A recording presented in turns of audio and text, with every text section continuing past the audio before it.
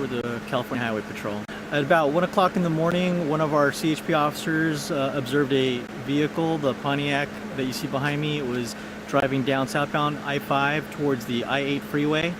It had the hood off of the vehicle. It was sparking. That drew the attention of the officers. They went ahead and began to follow the vehicle. They attempted to get the driver to pull over. He did not pull over and led CHP officers in a pursuit on the freeway. Speeds up to about 60 miles per hour, I believe was the top speed.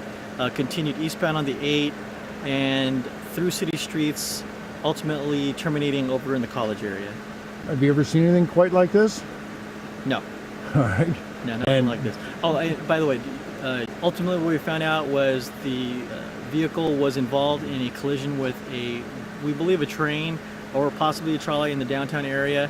The driver fled the scene immediately after the collision and was found driving southbound on the 5 freeway, heading towards the 8. All right. So, and do you know how the victim's doing, the train? That's still under investigation. All right, sir.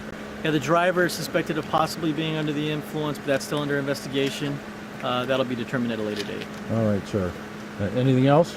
That's it. All right. Well, thank you very much. Thanks. Appreciate it. Lieutenant San Diego Police Department. This morning at just before 1 o'clock, we received a call of a car that had been hit by a train at the intersection of California and West Grape. California Street runs parallel to the railroad tracks just east of Pacific Highway. When officers arrived, both the train and the car were gone. However, we had witnesses that said that an Amtrak train had hit an automobile that was traveling on Grape Street. As our investigation continued, we were able to find out that there was indeed an Amtrak train that was going between 20 and 30 miles an hour southbound on the tracks. And as it crossed Grape Street, a vehicle was traveling the wrong way on Grape Street. It was traveling westbound on Grape Street, and Grape Street right there is a one-way eastbound street.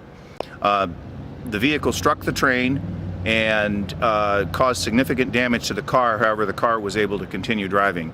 There was no damage to the train, and none of the 41 passengers who were on the train were injured. The train stopped initially. Once it was determined that the train was fine, the train continued on to its destination, which was the Santa Fe depot. The vehicle, however, took off.